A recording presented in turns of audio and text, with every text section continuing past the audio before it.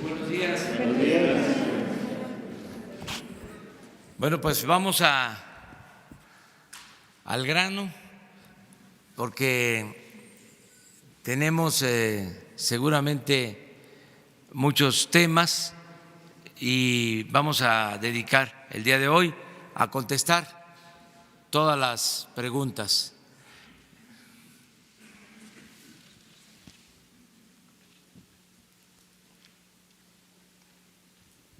Buenos días, presidente. Andrea Meraz, de Grupo Fórmula. Preguntarle sobre esta aprobación ya en la Cámara de Diputados de la reforma educativa. ¿Qué le responde a la oposición que señala que se le deja otra vez al magisterio, a la SENTE, el control de plazas, presidente? Pues es una decisión que se tomó en la Cámara de Diputados en términos generales. Se cumple con el propósito de cancelar la mal llamada reforma educativa. Tengo entendido que la mayoría de los diputados votaron para cancelar la reforma educativa impuesta y ordenada desde el extranjero, y celebro que se haya avanzado en ese sentido. No está de más recordar que esa reforma es parte de la agenda que se definió en el extranjero y se impuso durante el periodo neoliberal. No está de más recordar que se le llamó a esas medidas impuestas reformas estructurales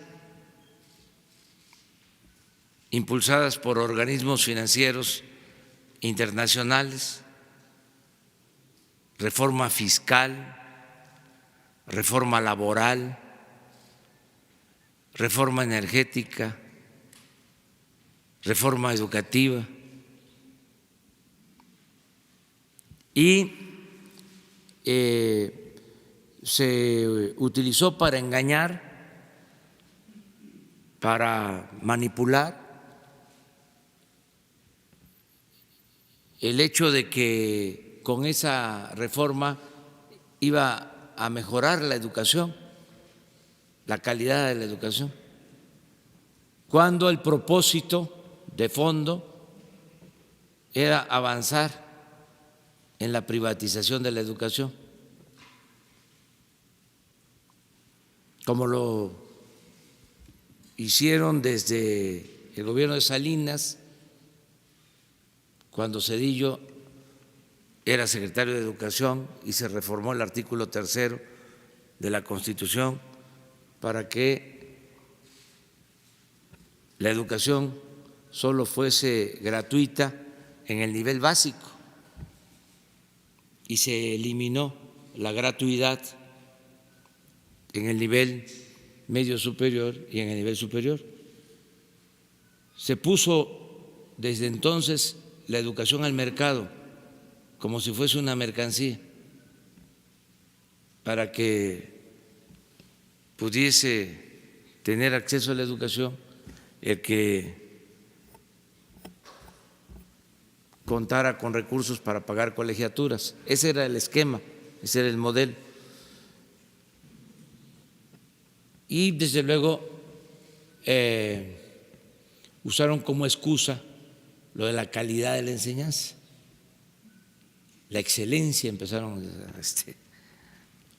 a decir y a repetir. Esa fue la instrucción y luego como loros aquí a repetir lo de la excelencia y luego lo de la calidad. Y ya para imponer la reforma echaron a andar una campaña de desprestigio en contra del magisterio, de que el problema de la educación en México tenía que ver con el incumplimiento de los maestros. Y como nunca se desprestigió al magisterio. ¿Qué se obtuvo con todo eso? Nada, nada bueno. Ahí están los exámenes y si se tratara de calidad de la enseñanza, pues no hubo avances. Lo que se logró fue afectar la dignidad de los maestros, que antes les teníamos mucho respeto a nuestras maestras, a nuestros maestros. Se polarizó, hubo un grupo conservador que llegó a tener un espectacular en el Periférico, donde aparecía todas las horas que no daban clases los maestros. Toda una campaña. La Secretaría de Educación Pública se gastó 2,000 millones de pesos al año de publicidad. Usaron la fuerza pública, golpearon, reprimieron, hubieron hasta personas que perdieron la vida. Entonces, ¿qué nos dejó eso? Nada bueno. Entonces, pues yo respeto a quienes defienden esa política, si se le puede llamar así, pero no comparto ese punto de vista. Y es muy claro que los del Partido Conservador voten en contra, es decir, por mantener lo mismo. Estaba yo viendo y casi todos votaron por cancelar la reforma educativa, menos los de un partido, conservador. Además, pues qué bien, ¿no? Que sin simulación fuera máscaras. Hacer a un lado la hipocresía. Así se debe de actuar. Entonces, mi opinión es que qué bien que se avanzó en este terreno. Es un problema menos, porque para mejorar la educación lo que se necesita es que se tome en cuenta a los maestros, se convenza de que todos debemos de ayudar para que mejore la educación, que se tienen que crear condiciones favorables, que los niños vayan a la escuela con alimentación, que coman en sus casas o en la escuela y que no haya deserción por pobreza, que se tengan becas como lo estamos haciendo. Vamos a entregar este año alrededor de 10 millones de becas para estudiantes, como nunca en la historia. Que se fortalezcan las normales, que fueron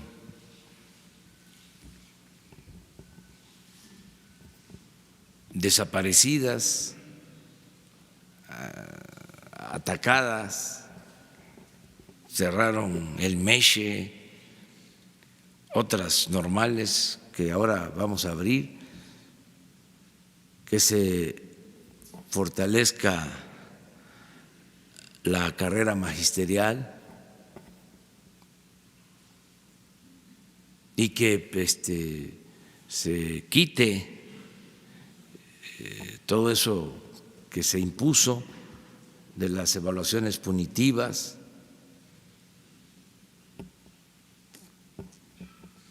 que no se impongan las cosas, nada por la fuerza, todo por la razón y el derecho. Y pues fue un paso adelante. De todas maneras, aunque no les gustó a nuestros adversarios, ya nosotros fijamos una postura en un memorándum que generó mucha polémica, que dice lo que hemos sostenido durante mucho tiempo, que debe de cancelarse la llamada reforma educativa y no afectar al magisterio y mejorar la calidad de la enseñanza, combatiendo la pobreza y creando oportunidades para que todos puedan estudiar. Lo decía Morelos en Los Sentimientos de la Nación hace más de 200 años. Decía que se eduque al hijo del campesino y del barretero, igual que al hijo del más rico hacendado. Eso es todo. Educación pública, gratuita, de calidad, pluricultural, en todos los niveles. Educación como derecho, no como privilegio, no como mercancía. Entonces, muy bien por los diputados que se haya aprobado, y también los que votaron en contra, hay que reconocer que actuaron de manera consecuente.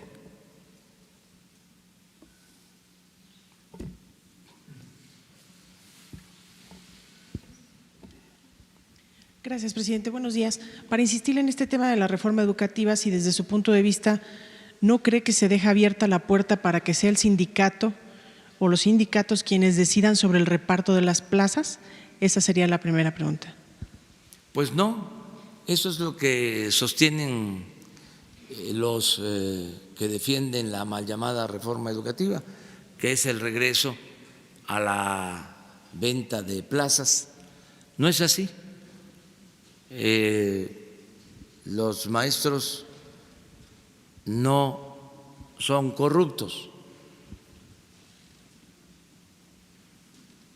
Los maestros son gentes buenas, trabajadoras, gente honesta. Me consta, por eso me molestaba mucho cuando desataban campañas en contra de los maestros. Ya tengo en la cabeza, ya ven que a mí tardan en olvidarse las cosas, me tardan pues que se me olviden las cosas. Cuando difamaron al maestro Núñez, Rubén Núñez, dirigente en Oaxaca, lo espiaban con el CISEN y en un periódico que ya no quiero ni mencionar, cuyo nombre es preferible olvidar, le sacaron un reportaje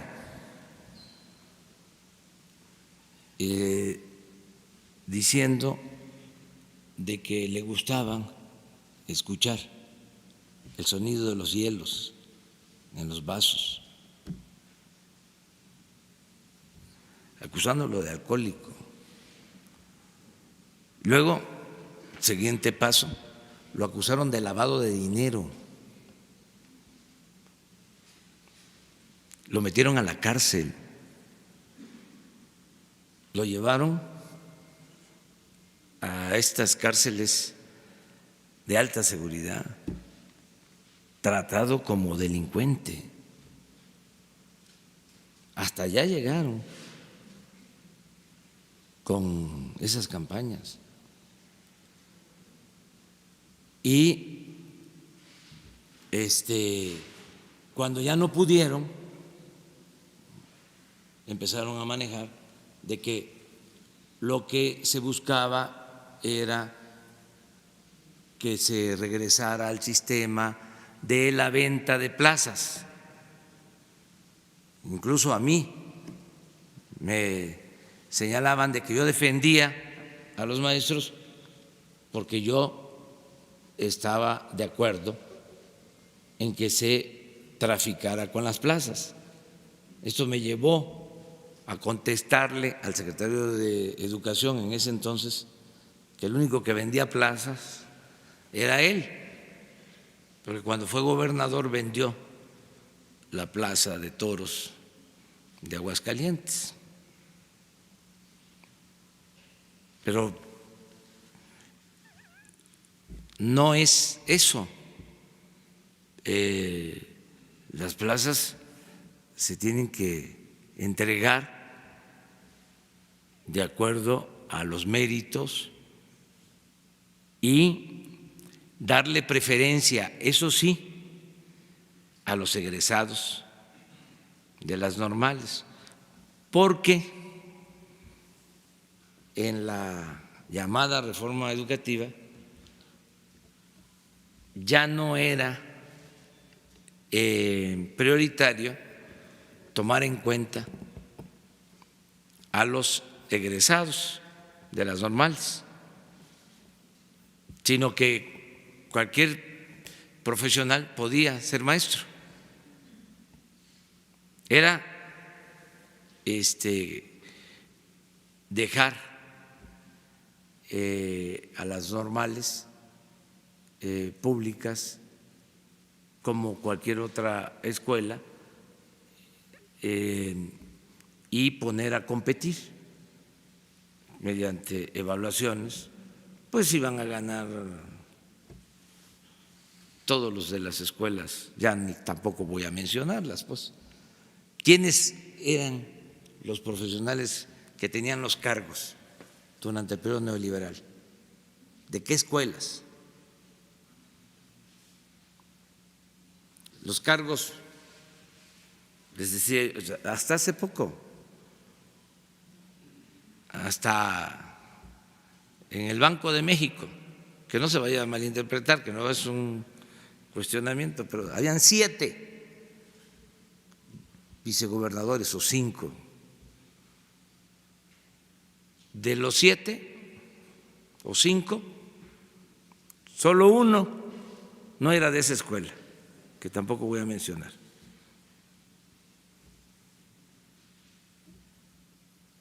Fue una cosa nunca vista.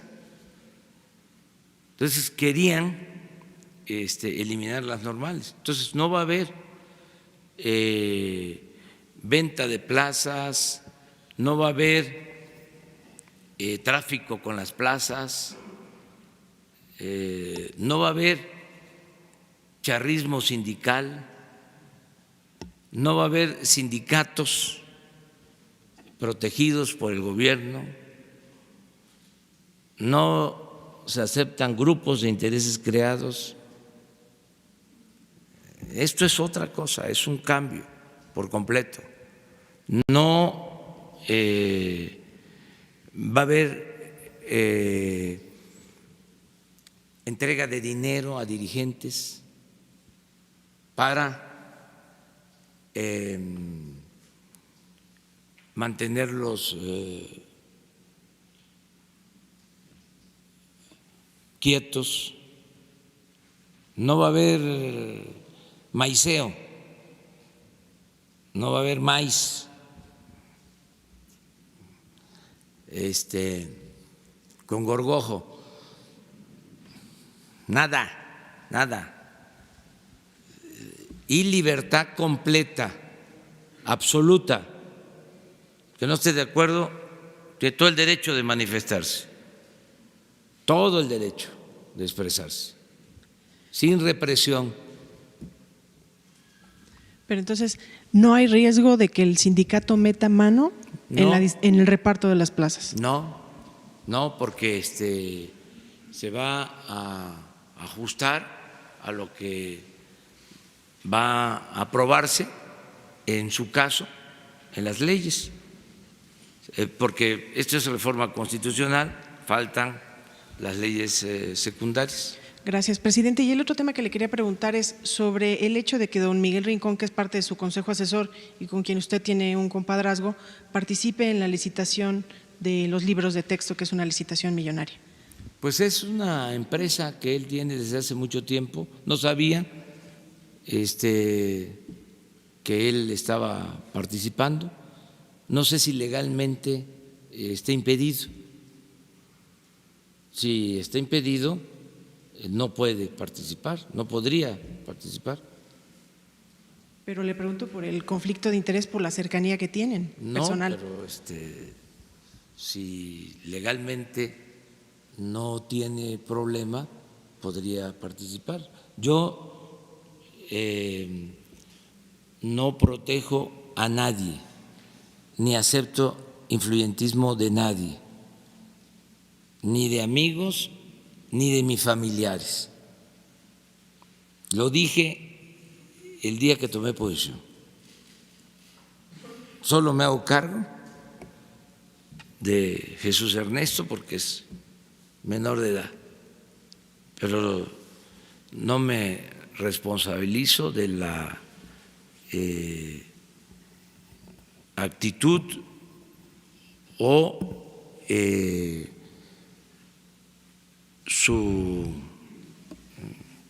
el desempeño de mis hijos, ni de mi esposa, de nadie de mi familia, absolutamente. Y desde luego ni de amigos, ni de compadres, ni de nadie. No protejo a nadie. Yo estoy inventariado, me debo al pueblo, a un movimiento que busca una transformación, un cambio verdadero. Y eso lo saben muy bien mis amigos, y mis seres queridos, y saben que no hay nada que esté por encima del interés general. Soy un servidor público. Y finalmente preguntarle, presidente, sobre su reunión de ayer con el senador Napoleón Gómez Urrutia, si abordaron el tema de la reforma laboral, si usted le pidió algo en particular o él a usted, y en ese sentido, en función de que este gobierno ha impulsado una reforma para la democratización de los sindicatos, si usted cree que es tiempo también de que haya una renovación en el sindicato minero. Sí, se abordó el tema de la reforma laboral. Yo pienso que debe de aprobarse la reforma laboral, ojalá y se apruebe,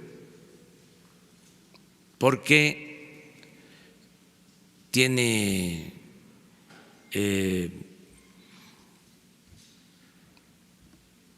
avances importantísimos, por ejemplo, lo de la democracia sindical, que los trabajadores puedan elegir libremente a sus representantes con voto libre y secreto.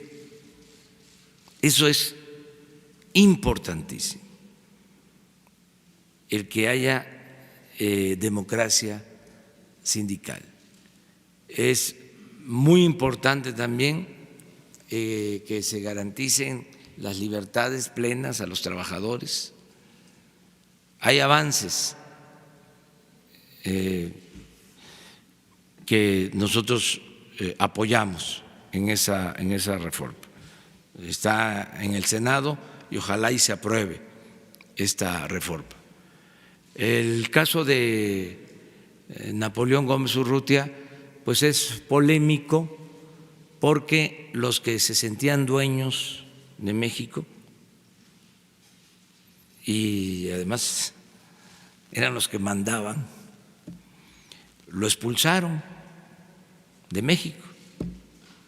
12 años lo mantuvieron fuera del país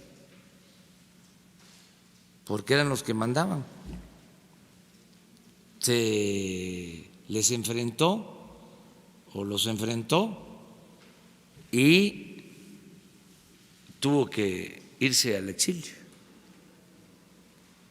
Entonces, nosotros no perseguimos a nadie, garantizamos las libertades. Él regresa, no les gustó a los que mandaban, a los conservadores, pero pues es senador de la República y es el presidente de la Comisión de Trabajo. Esto es polémico, polariza, pero es la verdad. Nosotros ayudamos para que él regresara porque consideramos que era una injusticia. Como ya hemos padecido en otros tiempos persecución, no queremos que nadie sea perseguido. O sea, y no queremos que el gobierno sea un comité al servicio de una minoría. O sea, porque se sentían los dueños de México. Y como aportaban dinero para las campañas y ayudaban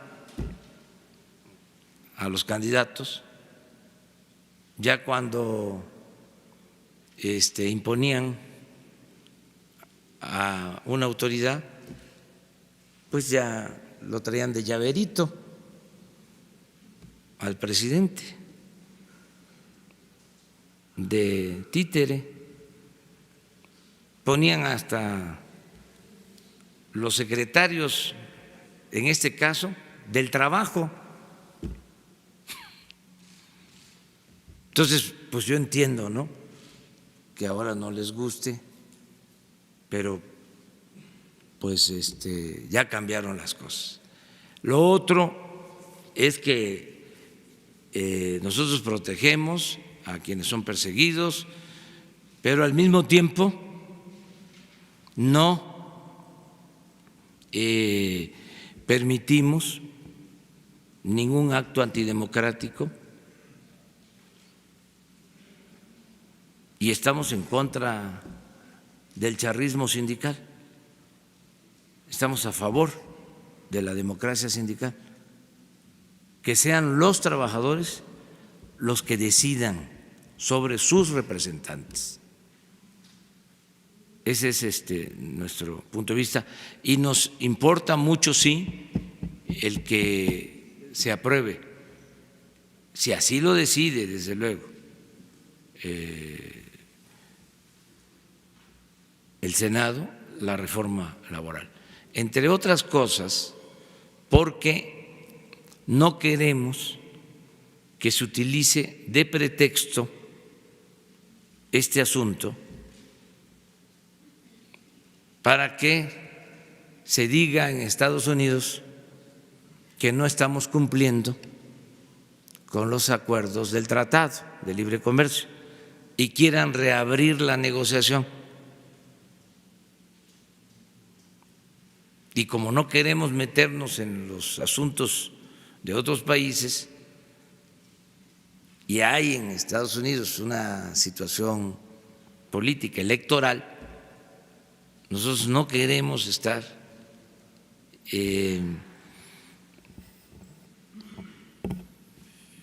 participando en esas diferencias, que no haya excusas.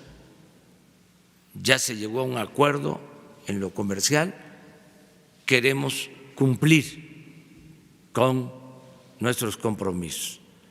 Y parte de los compromisos es que se tenía que hacer una reforma laboral para, aunque parezca increíble, democratizar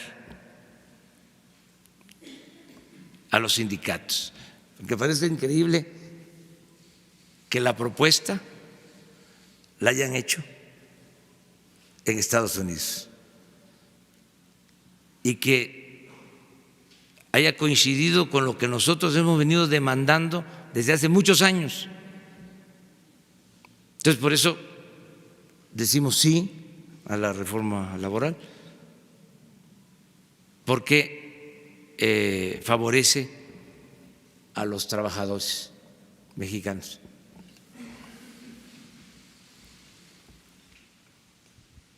Presidente, buenos días. Dos preguntas. La primera, ahorita que está hablando del maestro Núñez y del senador Napoleón Gómez Urrutia, la primera pregunta sería, ¿usted cree que también fue difamada, fue perseguida la maestra Elba Ester Gordillo? Yo creo que son cosas distintas. El maestro Rubén Núñez es un maestro humilde,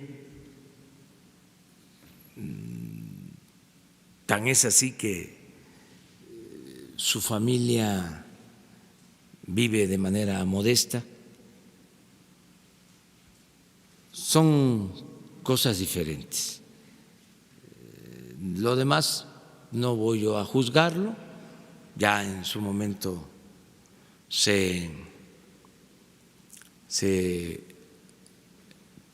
ventiló este caso.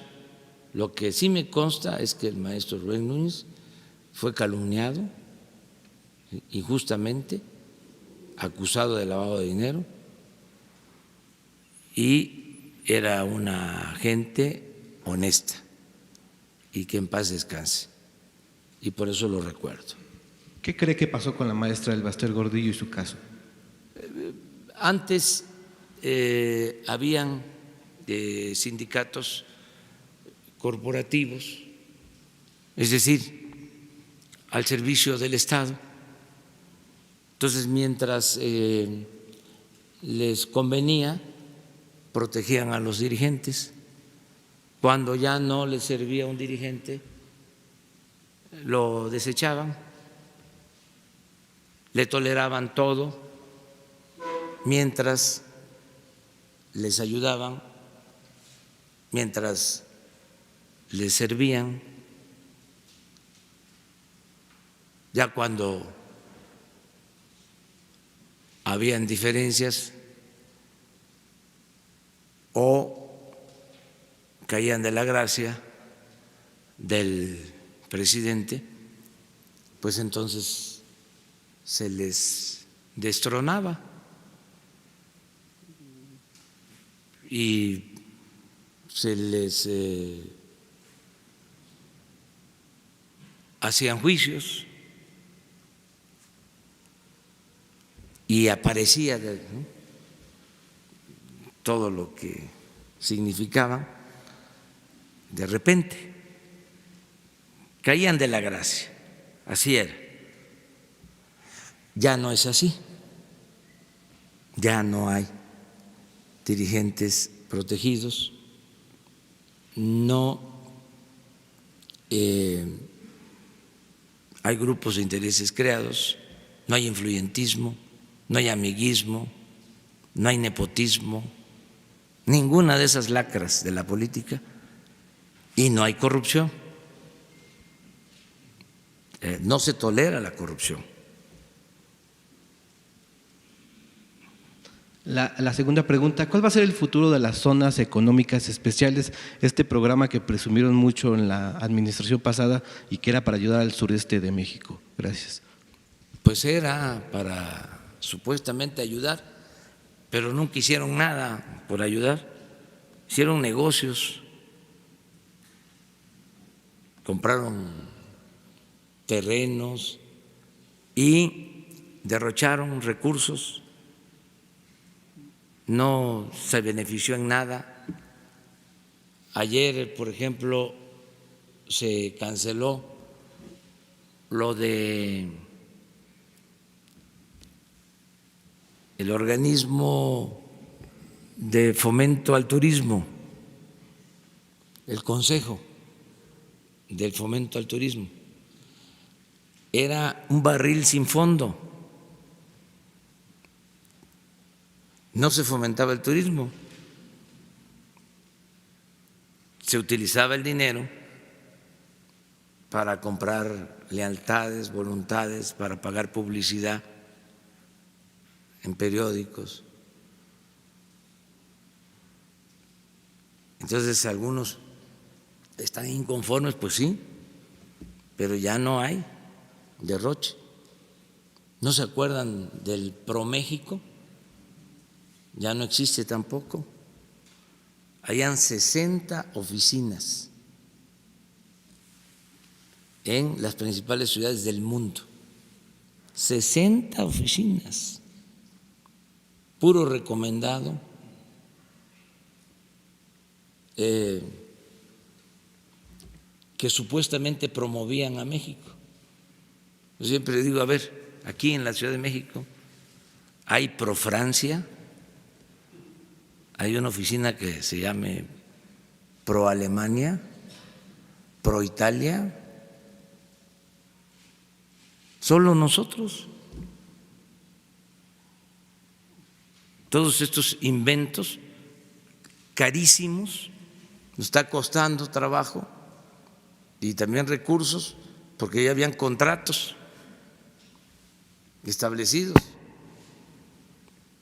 que tenemos que ir finiquitando poco a poco, pero no podemos dejar eso. Sí, totalmente. Y estoy esperando que se apruebe la ley de austeridad.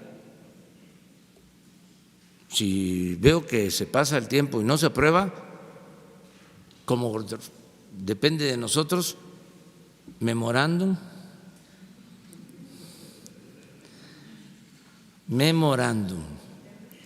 interno para que nadie vaya a pensar que es lo mismo.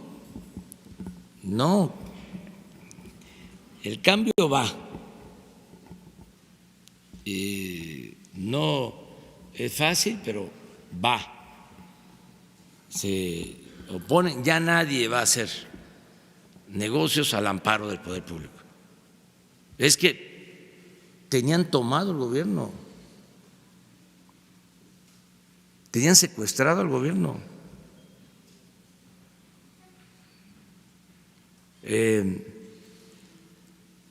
Todos buscaban hacer negocio, se quedaban con el dinero del presupuesto, no le llegaba a la gente y ahora el dinero del presupuesto es para el pueblo,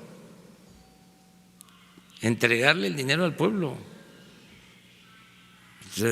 Todavía hay inconformidad por lo de las estancias infantiles. Imagínense, cobraban por 300,000 niños y solo habían 200,000. Y todavía están alegando que quieren que se les entregue el dinero. Nos ahorramos 1,000 millones de pesos. Es lo que se desviaba. Y está pendiente lo de el Prospera, que les vamos a presentar el reporte. Ahí supuestamente entregaban apoyos a 6 a 7 millones de familias y en los censos aparece la mitad.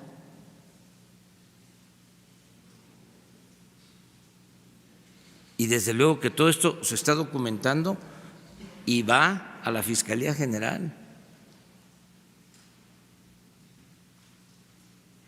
Entiendo entonces las molestias que todo esto ocasiona, pero si no limpiamos,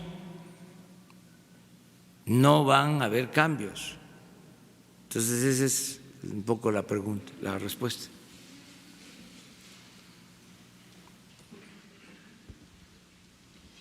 Marco Antonio Olvera, corresponsal de Radio Latino California en México. Presidente, el primer trimestre de este año subió la inflación. ¿Cuáles serán las acciones de su gobierno para proteger los bolsillos de los mexicanos que ganan un salario mínimo y un poco más? Y también, ¿cuál será la acción del gobierno luego de que las autoridades del Banco de México den la referencia de la tasa de interés que será el próximo mes de mayo? Es la primera pregunta, si me contesta, por favor. Respetuosos de lo que decida el Banco de México. Es una institución independiente, autónoma, y no nos metemos en lo que ellos decidan. Acerca de la inflación, está en lo programado y tengo informes que, como hemos controlado el precio de los combustibles, ya estamos controlando los precios de los combustibles, vamos a seguir manteniendo una inflación baja. Ese es el informe que tengo. Y con la segunda pregunta, el tema, en el 2013, el presidente Enrique Peña Nieto en ese entonces, junto con el PRI, el PAN, el Verde Ecologista y Movimiento Ciudadano, hicieron una modificación en el artículo 27 constitucional para vender playas, arrecifes e islas de México que representan el 65%. Esa venta de playas y demás ha dejado hasta la fecha una ganancia para los que los vendieron de 50,000 millones de dólares, y además se ha visto afectado el 1.5 de habitantes que vendían sus productos a las orillas de las playas y que hoy esas playas están cerradas cuando son bienes de la nación. ¿Cuál es la acción que tomará su gobierno para echar hacia atrás esa reforma del artículo 27 de la Constitución del 17? Tengo entendido que no se reglamentó la reforma. Querían llevar a cabo esto. Se promovió desde el Congreso, pero se detuvo la aprobación de la ley secundaria. Esa es la información que yo tengo. De todas maneras, voy a revisarlo. No van a haber privatizaciones, eso sí. Se terminan las privatizaciones en todo lo que tiene que ver con los bienes de la nación. No hay ya una política privatizadora.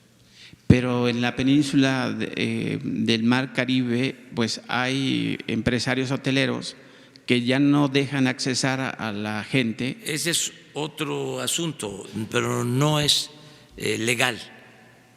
Si lo están haciendo, no es legal.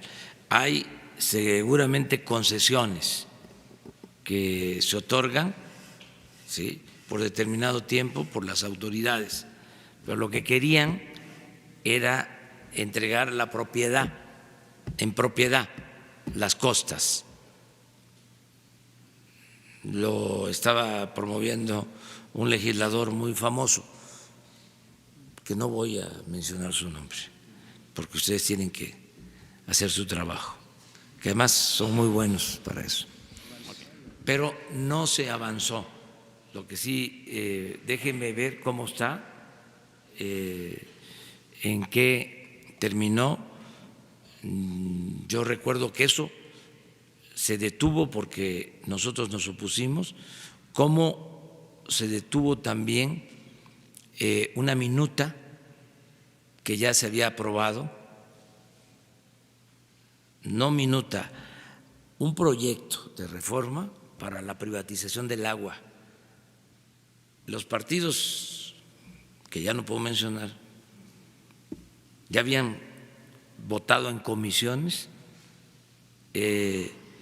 una reforma para privatizar el agua. Y eso se detuvo cuando estábamos nosotros en la oposición. Y en ese entonces también fue que se impidió la expedición de la ley reglamentaria al 27, pero lo quiero revisar y yo te contesto. Gracias.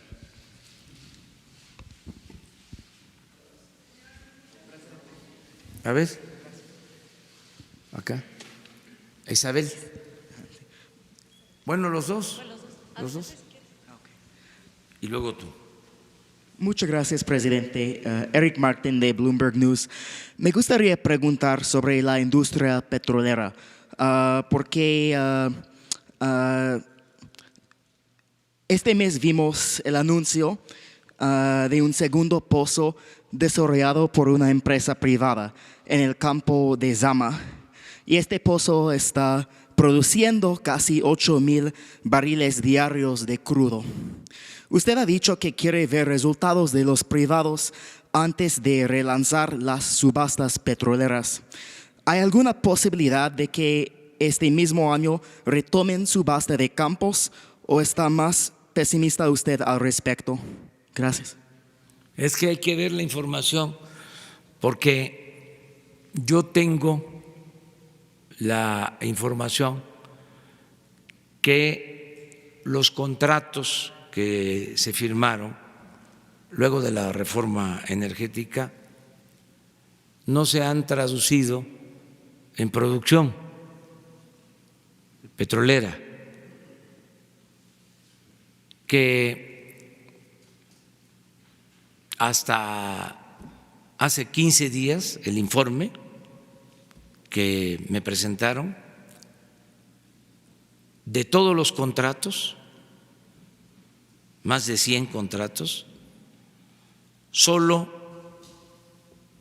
se habían extraído 4,000 barriles diarios, que es casi nada, 4,000 barriles diarios. Y todavía me comentaban que se estaba analizando porque se trataba de contratos de pozos que ya estaban en producción por parte de Pemex.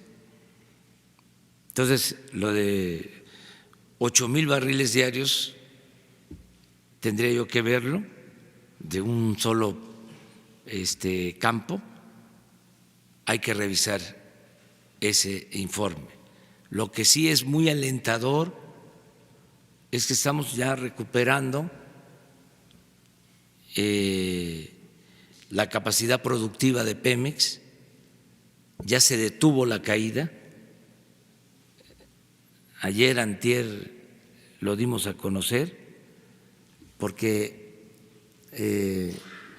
nos dejaron una situación muy delicada. En un año se perdieron casi 300,000 barriles diarios. Durante la reforma como 400, 500,000 barriles, de la reforma a la fecha, diarios. Y bajamos a 1,610,000 barriles. Fue lo que recibimos en diciembre, enero, y ya estamos en 1,680,000 barriles. Ya estamos repuntando, remontando la caída y pensamos que vamos a estabilizar y poco a poco vamos a ir aumentando para finales de año. Desde luego, si tu información es buena, lo celebro, porque quiere decir que ya están invirtiendo y ya se va a producir. Pero desde luego 8,000 barriles no pinta.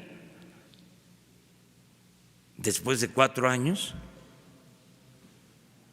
es como el parto de los montes. Sí, este es solo un pozo que se llama Zama 2 y se anunció el día 15 de abril, entonces tal vez es algo que falta para revisar en términos de las fechas que mencionó usted. Sí, pero aún 8,000 barriles para la reforma energética después de 4 años, cuando se hablaba de que íbamos a estar produciendo 3 millones de barriles diarios, es muy poco. Entonces vamos a esperar más tiempo. Y no estamos revisando ningún contrato, ni estamos cancelando ningún contrato. Estamos cumpliendo con nuestra palabra de mantener los contratos y exhortando, llamando, convocando a las empresas que tienen los contratos para que inviertan y produzcan. Entonces todavía falta para decidir si van a relanzar las subastas. Falta, es que es muy poquito. En el caso de que fuese cierto, no lo dudo, o sea, yo lo voy a revisar y puede ser que sí ya estén produciendo estos 8,000 barriles. Hay que tomar en consideración también que en los contratos que se entregaron incluyeron campos que estaban produciendo o campos en donde ya se tenía avanzado el trabajo exploratorio. De todas maneras, vamos a presentar un informe. Yo tengo que dar a conocer un informe trimestral para mediados de junio y voy a hablar sobre este tema, de cuánto ha aumentado la producción en los contratos de Pemex. Gracias. Isabel. Gracias, presidente. Buenos días. A propósito de lo que se aprobó en esta reforma educativa, abordan el tema de los contenidos de educación sexual. Es un tema de cara a una situación triste y lamentable en nuestro país, en donde menores de edad, niñas prácticamente, se convierten en mamás, ¿no? Viene el Día del Niño.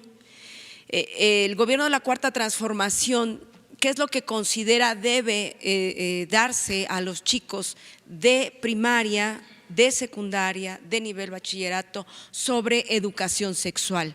Es una educación laica como marca la Constitución, pero ¿cuál es la propuesta? Me gustaría saber, porque en muchas ocasiones los maestros, tanto de escuelas públicas como de escuelas privadas, simple y sencillamente se saltan el tema y los resultados saltan a la vista en las cifras de embarazos no planeados, no deseados. Eso por un lado.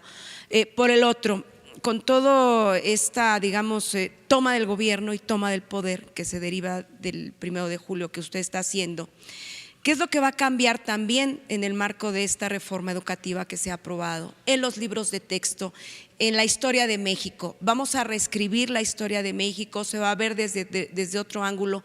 ¿Cuáles son los temas sustanciales que ahora en los contenidos de los planes de estudio vamos a estar viendo? Eso es lo que tiene que ver con la reforma educativa, y después le planteo otros dos cuestionamientos, por favor.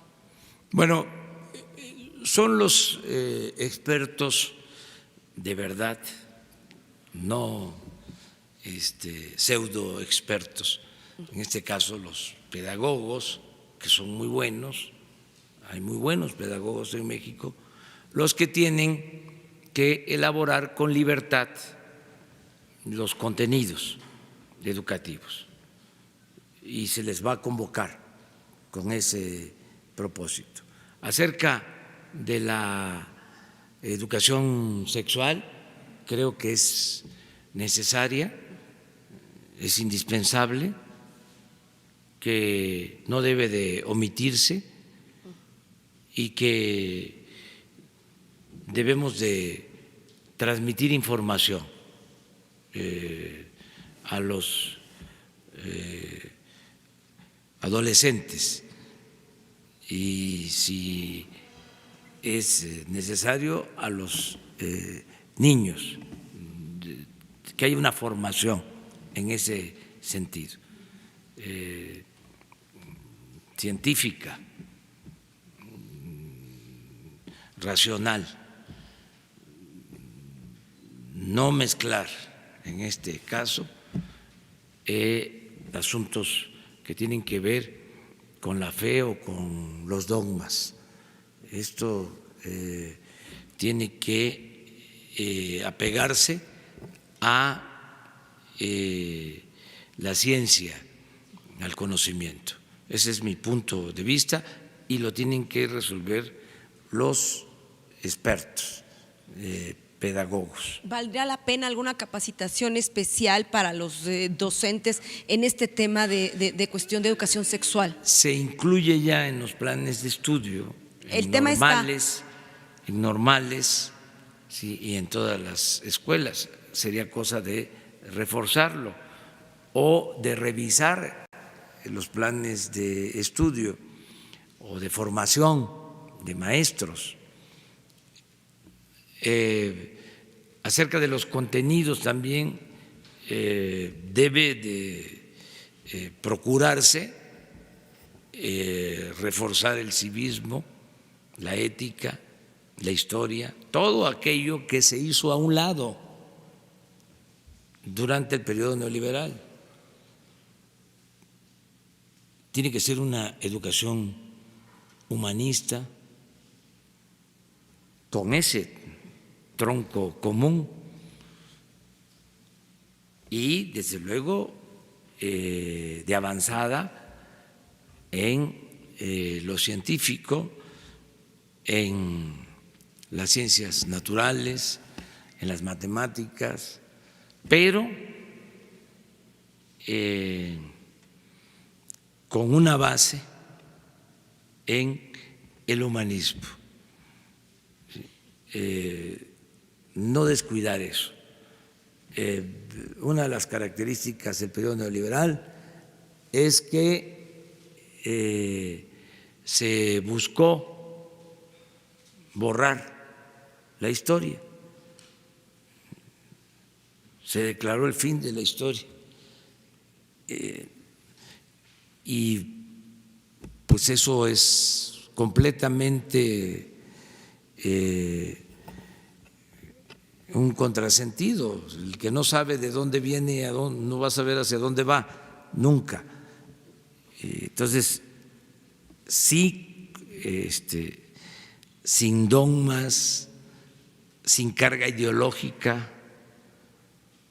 tiene que hacerse una revisión de los contenidos educativos. En el caso, a propósito de este tema, Porfirio Díaz impuso esta tradición, ¿no?, de cuando en la celebración del inicio de la Guerra de Independencia. ¿Usted va a seguir con esta tradición, hablando justamente de que la educación tiene que ser certera, que se tiene que enseñar lo que realmente pasó? Sí, Por su cumpleaños lo digo, ¿no? Sí. Porfirio Díaz. Él cumplía años el 15 de septiembre y por eso lo de la celebración. Pero el programa se dividía en dos partes. Primero era el besamanos todo el día,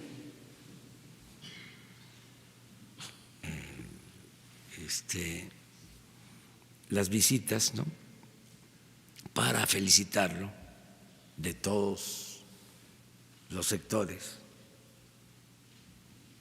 Habían hasta manifestaciones de los fifís de aquel entonces, el 15. Y ya en la noche se le daba continuidad con lo del grito. Pero es un asunto de discusión histórica, porque la mayoría coincide de que el grito fue en la madrugada del 16. Por eso la pregunta. Sí, nosotros vamos a seguir con el grito en la noche, porque es ya una tradición, y sí vamos el 16 a llevar a cabo un acto. ¿El mismo desfile? Conmemorativo, sí, un desfile no solo militar, también civil. Estamos ya trabajando en eso. Ayer se nombró a Zoé Robledo, subsecretario de Gobernación, encargado de la Comisión para la organización de estas fiestas cívicas. Vamos a conmemorar de manera muy destacada el 20 de noviembre, como no se había hecho en los últimos tiempos, el aniversario de la Revolución Mexicana, y vamos a preparar toda la conmemoración de la independencia para el 21. Entonces vamos a llamar a participar a historiadores, antropólogos, a maestros, a ciudadanos en la comisión, pero va a haber todo un plan, un programa con ese propósito. Y ya nada más, finalmente, ¿qué pasó con Cuarón? Sí hubo una invitación formal para invitarlo por la premiación de la película Roma, y su opinión respecto de este reconocimiento a la mexicana Daniela Soto Inés, quien se ubica como la mejor chef del mundo. Gracias. Sí, pues todo lo que sea un triunfo de un mexicano es un halago para el gobierno y desde luego para toda la sociedad. Y celebramos estos reconocimientos. Ya vi la película. ¿Qué le pareció? Buena, muy buena, sobre todo las imágenes y el contenido. Trata un tema importantísimo, el de las trabajadoras domésticas. Ya Elenita Poniatowska había escrito sobre eso, tiene una novela escrita sobre eso, el sufrimiento de las trabajadoras domésticas, los abusos, lo que tienen que padecer. Es un buen tema,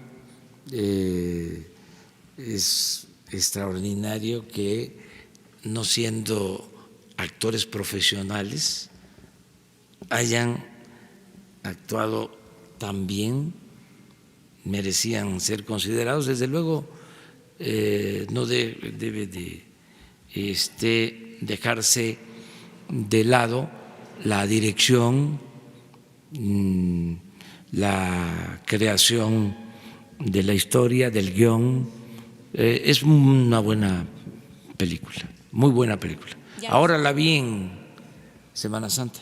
¿Ya no se concretó la visita de Cuarón aquí a Palacio, de todo el equipo? No, pero celebramos que lo hayan reconocido, y a los que participaron, tengo conocimiento de alguno de los que participó, conozco a alguno de los que participó, que lo invitaron a participar, y él ni siquiera se lo esperaba. Lo vieron y le dijeron: ¿no te gustaría participar en una película? Dijo: sí, pero yo no soy actor. No, nosotros te vamos a decir cómo. Y salió ahí de actor. ¿Quién? Uno de los que está ahí. ¿Con qué letra empieza? Amigo, pero me dio mucho gusto porque pues fue así, ¿no? Es realmente inédito, o al menos yo no sabía de que se hiciera una película de esa forma, ¿no? De esa manera. Gracias. A ver, allá atrás. Gracias, señor. Buenos días. Preguntarle, Sara Pantoja, la revista Proceso. Ayer le preguntamos sobre ¿por qué Pemex no cobró el seguro al que tenía derecho para beneficiar a las víctimas de la explosión en Tlalhuelilpan? Usted se ofreció a investigar por qué no se había cobrado. Entonces, la pregunta es, ¿qué explicación le dieron? ¿Y qué va a hacer el gobierno para beneficiar a las familias de esta tragedia con base en el derecho que se tiene de este seguro? Gracias. Se tiene un seguro, de acuerdo a lo que preguntaron ayer de Proceso. Se tiene un seguro y el informe que tengo es que estaban aportando muy poco a los familiares y están haciendo una revisión en Pemex. Por eso hoy no puedo informarles, es probable que mañana ya les dé un informe completo. Pero entonces, es decir, sí va a haber, o sea, el gobierno sí va a ser efectivo este seguro. Que queremos ver cómo está el seguro, me dicen que sí existe, eso es lo que sí puedo adelantarle. ¿Y le dieron explicación del por qué no se revisó antes? O sea, ¿no sabían que existía ese seguro?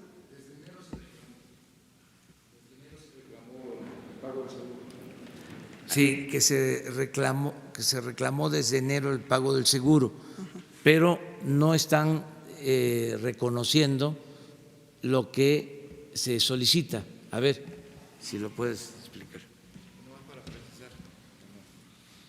Nada más para precisar la información, desde enero se reclamó el pago del seguro, en febrero se hicieron diligencias, ya se visitó el lugar, se está viendo la póliza y se está viendo cuánto corresponde al pago de la póliza de acuerdo a lo que establece la misma cláusula del contrato. Entonces está en revisión cuánto va a aportar la aseguradora y si lo reclama Pemex o no.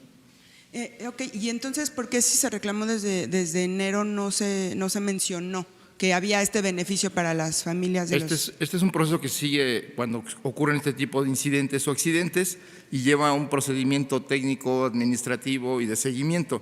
se está en ese proceso. Entonces, nada más para aclarar, ¿sí va a haber más beneficios de los 15,000 pesos que ya les dio el Vamos a el gobierno? esperar a que tengamos toda la información. O sea, y yo no sabía sobre este tema, y por eso son muy buenas estas conferencias, porque aquí lo que no llegamos nosotros a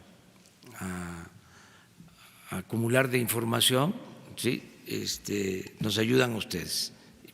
Lo importante es que ya no hay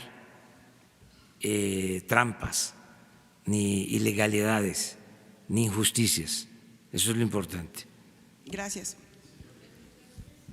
A ver, ustedes dos.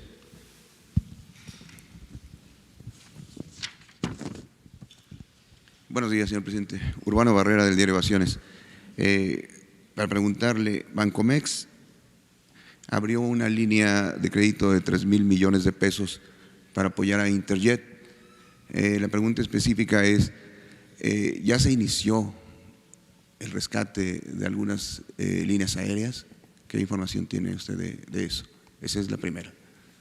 No tengo información sobre eso. Son negociaciones que hacen seguramente las empresas con los bancos, pero no tiene que ver con nosotros. Sí puedo decirles que el gobierno no va a rescatar a ninguna empresa, no va a haber FOBAPROA. O sea, todo eso se termina. A ver, no van a haber privatizaciones, no va a haber FOBAPROAs, no va a haber condonaciones de impuestos. Todo eso que pasaba, que se condonaban impuestos, pero en grandes cantidades. Ya no. Yo hice el compromiso, no aumentan impuestos, no vamos a aumentar impuestos, no van a haber impuestos nuevos, pero le estamos pidiendo a los contribuyentes que ayuden cumpliendo con su responsabilidad, y afortunadamente lo están haciendo, porque está bien la recaudación. Pero no hay condonación de impuestos, porque eso era lo otro. Los que se sentían dueños del gobierno tenían un trato privilegiado. Entonces, todos los mexicanos pagaban impuestos, o casi todos, pero había un grupo que no pagaba, o cuando pagaba les devolvían los impuestos, y eso ya se terminó. Ya, y lo digo también para que a nadie se le vaya a ocurrir venir con estas solicitudes. Ya se cerró esa ventanilla, y que el funcionario que ofrezca de que va a condonar impuestos, que va a cancelar impuestos, va a cometer un delito, también que lo sepan. Entonces, no hay rescates a empresas, a bancos, con dinero público. Solo se va a rescatar al pueblo de México. Imagínense lo que hicieron con el FOBAPROA. Convirtieron las deudas privadas de unos cuantos en deuda pública. Es para aplaudir, ¿no? los columnistas que todavía están ahí defendiendo la política de pillaje. Entonces ya estamos pagando esa enorme deuda, lo del FOBAPROA. Eso ya no. Tampoco se van a seguir entregando los bienes de los mexicanos a particulares, ni a nacionales ni a extranjeros, y tampoco se van a mantener los privilegios fiscales. La segunda pregunta, señor presidente. Usted dijo hace unos días que los contratos son sagrados y que se van a pagar. Nos decía que no tiene muy bien o muy claro cuáles eran los adeudos de contratistas a Pemex. Quería decirle que para el mes de febrero la cifra es de 6.187 millones de pesos. Para el mes de marzo se cerró la bóveda electrónica y no se ha podido facturar. El 10 de abril Pemex solicitó a la Secretaría de Hacienda y Crédito Público una aportación, que le canalizaran recursos, no se les ha dado, y están por resolverse varios juicios que le podrían salir muy caros al gobierno. Los proveedores están pidiendo a usted que se puede utilizar el método alternativo para solución de controversias, que fue un decreto y que es legal. Dice, porque nosotros queremos que se nos pague nada más la cantidad que se adeuda y no los sobreprecios de los juicios. ¿Estaría usted dispuesto a sí, se están entrar a esa haciendo negociación? arreglos por deudas atrasadas, se están llegando a acuerdos, eso lo ve Pemex y la oficina jurídica de Pemex, pero cuidando siempre el interés de la nación, cuidando el patrimonio nacional, cuidando el presupuesto, porque había corrupción en todos lados, ¿no? Pero de manera destacadísima en Pemex, en la Comisión Federal de Electricidad, en Comunicaciones y Transportes, en todo lo que tenía que ver con las compras, pero en Pemex mucha, y se está defendiendo el patrimonio de Pemex, que es el patrimonio de los mexicanos. Sí, y una precisión, señor presidente. Ya ve que en el sector salud hay cierto desorden entre funcionarios, por ejemplo. ¿En dónde? En el sector salud. Por ejemplo, el director de Prestaciones Económicas y Sociales del IMSS, Mauricio Hernández, desmintió al ex secretario de Salud, José Ángel Córdoba, en el tema de la influenza, ya ve que cumplió 10 años. Él dice que se infectaron 9.5 millones de mexicanos y que murieron 1.289, no, perdón, que murieron 8,000, contra las cifras que se dieron oficialmente en el sexenio de Felipe Calderón Hinojosa, que fueron nada más de 1.316. ¿Usted estaría dispuesto a que viniera a decirnos qué realmente pasó? Porque también Pues otro sí, subsecretario desmintió al doctor Alcocer con lo del… Pero también Jonathan. que se informe y que se diga la verdad, que no se culpe sin pruebas, que se actúe de manera responsable. Hay veces que se emiten juicios sin fundamentos, o sea, en general, ¿sí? Entonces, que hablemos y que haya polémica, que haya debate, pero que haya pruebas y que se actúe con apego a la verdad. Eso es todo. Y en ese tema, ¿va a haber la misma inversión en la compra de medicamentos para cáncer y para VIH, Sí. porque se dice que ahora, yo creo que ya le llegó el comentario, que ahora se va a privilegiar la prevención y las enfermedades existentes, pero las enfermedades terminales ya no se les va a dar recursos y que ahí se mueran. No, el propósito nuestro es garantizar el derecho a la salud.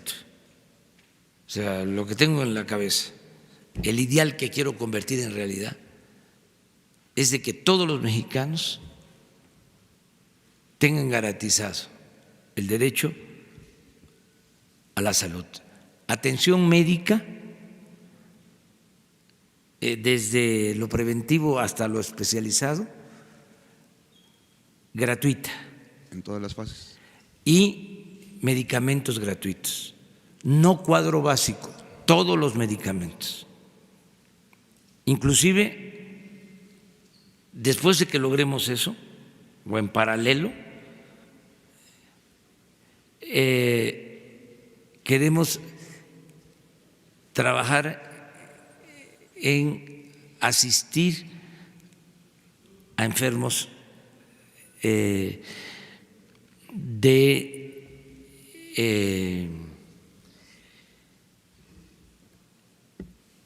padecimientos graves para que mueran tranquilos. O sea, no abandonarlos, ¿sí?, a los que tienen enfermedades graves, asistirlos. Pero tenemos que empezar desde abajo, porque desgraciadamente se abandonó todo el sistema de salud y lo que más está afectado es el sistema de atención primaria. En los pueblos, en las colonias pobres, no hay médicos, no hay medicinas, tampoco en los hospitales. Pero lo que está peor de todo es la atención médica de primer nivel. Entonces vamos a empezar ahí y vamos a ir mejorando en hospitales hasta que se ofrezca un sistema de salud de calidad. Ese es el propósito, ese es todo un desafío que tenemos para eso. Yo les diría que es igual de complejo, ¿sí?, como el de reducir la incidencia delictiva. Si me preguntan, a ver, ¿cuáles son dos retos que ve que pueden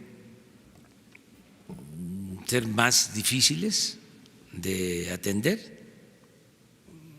Seguridad y salud. Y los dos los vamos a resolver, los dos. Más es un proceso.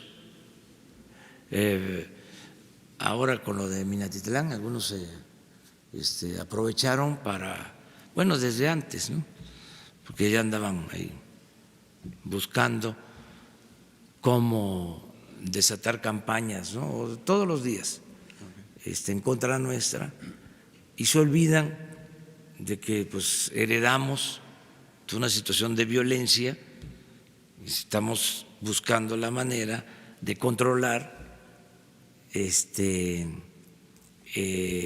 caos que dejaron las autoridades anteriores, no solo las del sexenio pasado, sino de tiempo atrás, para mejorar la situación, pero lleva algún tiempo, pero sí estamos seguros de que vamos a mejorar todo lo relacionado con la seguridad y con la salud. Gracias, señor. Adelante, ustedes dos, y ahí terminamos, ¿no? Buenos días, presidente. Rafael Herrera, corresponsal de Sin Censura con Vicente Serrano desde Chicago. Hace unos días, presidente, terminaron los foros para escuchar a los migrantes mexicanos. Mi pregunta, presidente, ¿cuál fue el balance de estos foros? ¿Cómo les fue? ¿Y cuáles fueron las aportaciones más importantes para este plan de desarrollo? También aprovechar, presidente, que hace unas semanas usted se comprometió para plantearle al director del Infonavit este plan para que los mexicanos desde el extranjero puedan comprar sus casas a través de Infonavit.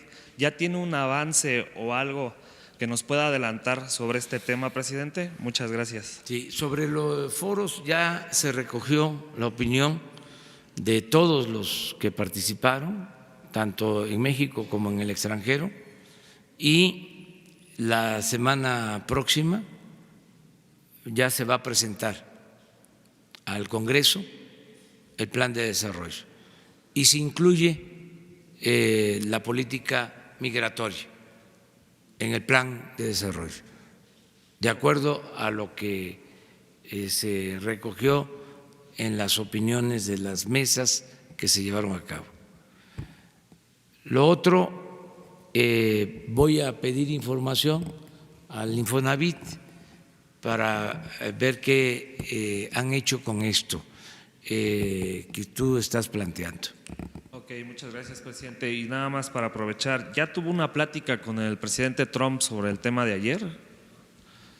No, se acordó que la Secretaría de Relaciones Exteriores iba a informar, lo hizo ayer sobre este incidente. Ya ustedes saben lo que sucedió, se encontraron en la línea elementos del gobierno de Estados Unidos con soldados mexicanos. Los soldados mexicanos pidieron que se identificaran, se analizó ahí si se estaba en territorio estadounidense o en territorio mexicano, llegaron ahí a un acuerdo en buen plan y no pasó a mayores. Y fue, según mi informe, hace algunos días. Y ayer se dio a conocer y ya se reconoció que sucedió esto, que fue un incidente y que nosotros no queremos ninguna confrontación, queremos mantener una relación de buena vecindad con Estados Unidos. ¿No tiene planes para hablar directamente con él, presidente? ¿Buscarlo para que haya un diálogo directamente entre los dos? No, pero aprovecho ahora para decirle de manera muy respetuosa si hace falta, que nosotros no tenemos la intención de vulnerar, de afectar la soberanía de Estados Unidos, de Norteamérica, del país que él representa, que nosotros somos respetuosos de la soberanía de los pueblos, de la soberanía de las naciones, y que en el caso especial de nuestra relación con Estados Unidos queremos que sea una relación respetuosa, de buen entendimiento, que si hay algún incidente se pueda aclarar como se ha hecho y que no pase a mayores. Si hace falta, el secretario de Relaciones Exteriores enviaría una nota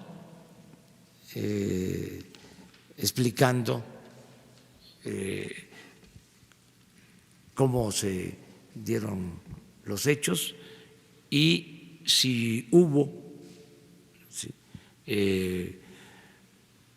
una infracción, ofrecer las disculpas que se requieran.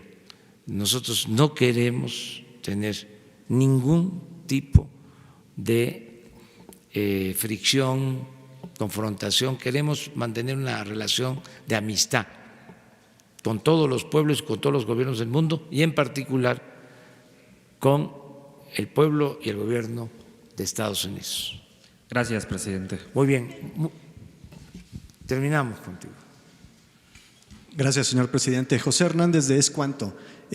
Para hacerle dos preguntas. La primera tiene que ver con el estado de Veracruz, para saber cómo va la inversión millonaria del grupo Nestlé en el estado de Veracruz para construir esta planta de procesamiento de café, ya que si tiene el gobierno también pensado establecer ahí unos precios de garantía para el café, para evitar que se monopolice este precio.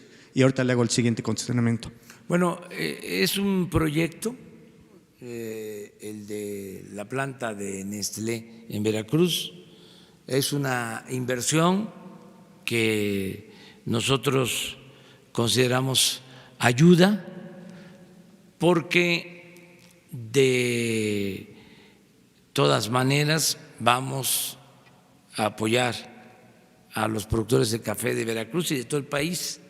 Aquí aprovecho para decir que todos los productores de café y de caña de Veracruz y del país van a recibir un apoyo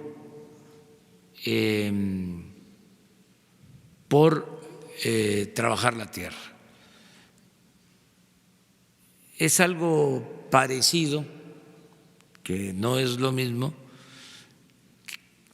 que el llamado Procampo, que se entregaba a productores de cultivos básicos y no se entregaba a cañeros ni a cafetaleros.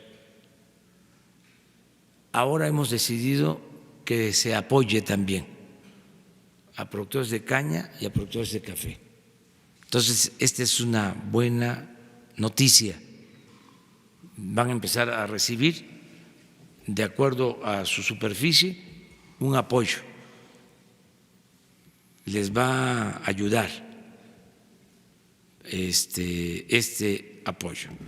Pero además, tanto en Chiapas como en Veracruz, en Guerrero y en otros estados donde se cultiva el café, se van a otorgar apoyos para la siembra. Yo les puedo decir que se van a sembrar en este sexenio alrededor de 200,000 hectáreas de café. Y eso va a significar crear nada más en lo que tiene que ver con la siembra del café 80,000 empleos permanentes. O sea, se van a pagar 80,000 jornales permanentes durante todo el sexenio para la siembra de las 200,000 hectáreas de café. Estoy dando una cifra aproximada, porque lo mismo se va a hacer con el cacao y con los cítricos y con otros cultivos, con árboles frutales y también con árboles maderables. Pero sí se va a apoyar mucho. Y considero que no va a afectar al productor, al contrario, es conveniente la inversión de Nestlé en Veracruz. Hay quienes opinan distinto, respeto ese punto de vista, no podemos estar de acuerdo en todo, tenemos que tener cada quien nuestro punto de vista, ¿no? Y respetarnos. Mi siguiente pregunta es algo muy local. El día de ayer la diputada del Congreso de la Ciudad de México, María de Lourdes Paz Reyes, presentó una iniciativa para que se venda en tiendas, abarrotes, ya no se pueda vender cerveza fría. Esto con el afán de evitar que se proliferen las chelerías y baje el consumo de alcohol. ¿Qué piensa de esta iniciativa? Gracias. Pues eso lo ven aquí.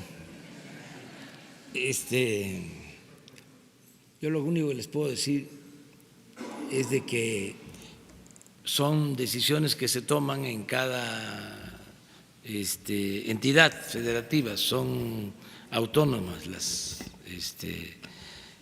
entidades federativas y desde luego los congresos locales.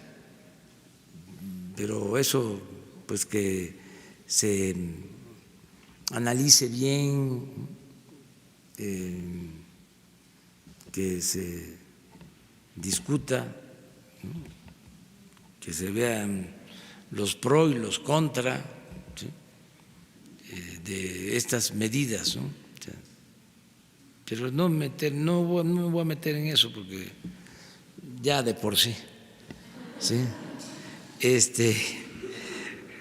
Si les platico lo que me dicen en las giras,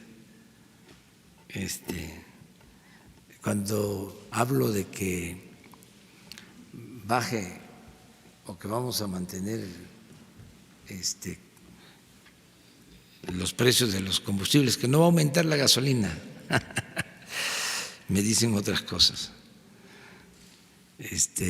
También, pero no voy a comentar más. Entonces, la gente está participando mucho, tiene muchas ideas. Bueno, pues muchas gracias. Nos vemos mañana. ¿Mande? Tengo trabajo, estoy en conferencias con empresas para difundir las prebases de la instalación de la red de Internet en todo el país. ¿Se acuerdan que tenemos ese compromiso de que va a haber Internet en todo México? Estoy trabajando en eso. Entonces tengo entrevistas con representantes de empresas porque se está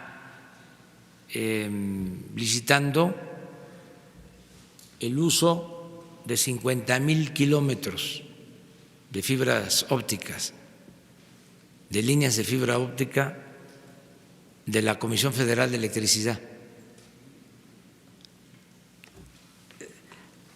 Vamos a dejar comunicado todo el país con Internet. Eso va a ser una revolución. Imagínense, no se ha podido, lo han omitido, han habido reformas a las comunicaciones, pero pasa lo mismo. Van a buscar al mercado la rentabilidad. Yo les comentaba que Ortiz Mena, cuando habló con las empresas que tenían el control de la industria eléctrica, les dijo: se va a nacionalizar la industria eléctrica porque a ustedes no les resulta negocio electrificar los pueblos, pero el Estado está obligado, tiene la responsabilidad de electrificar el país y ustedes nunca lo van a hacer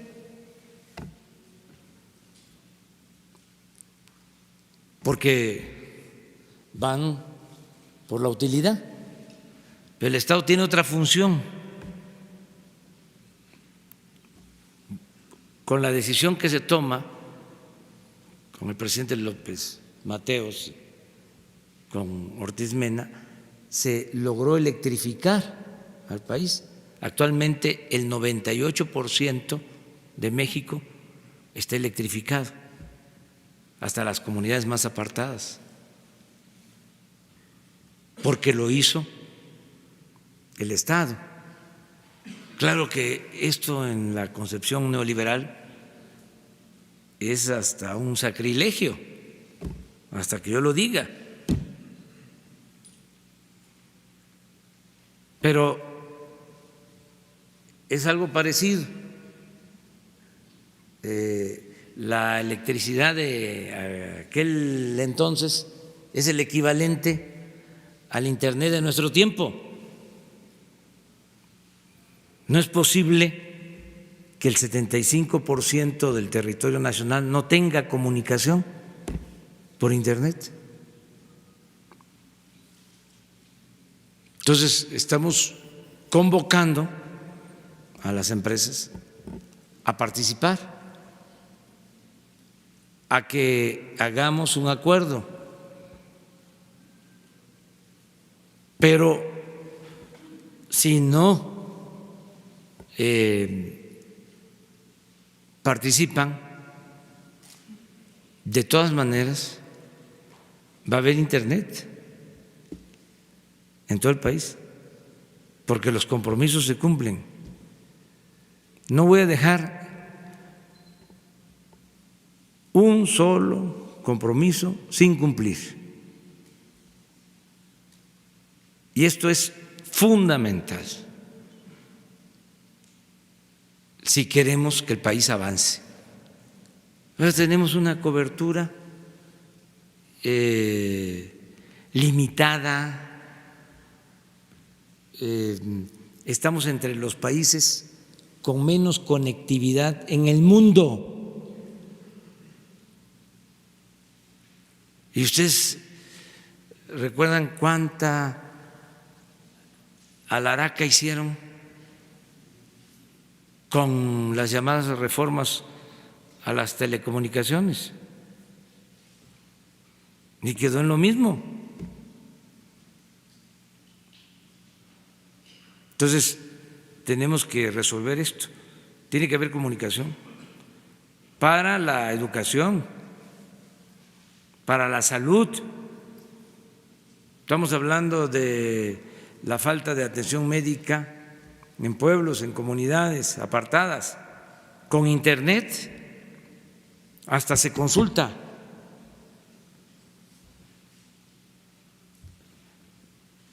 Tengo esto, tengo este padecimiento, ¿qué me recomienda?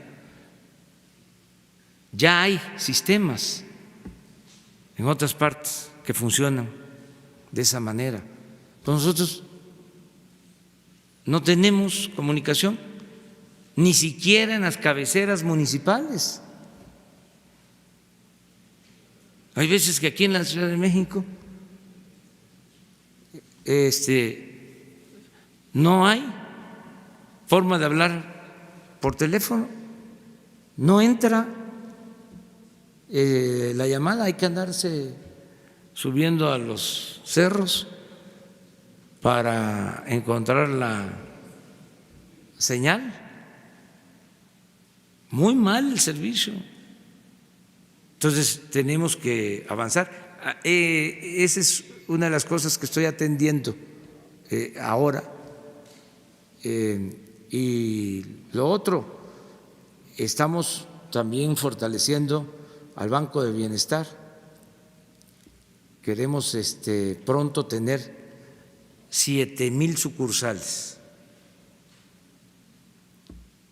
para la dispersión de recursos, para que no se maneje efectivo, porque el manejo del efectivo en la entrega de apoyos es una tentación. auspicia el moche y el piquete de ojo. Bueno, nos vemos.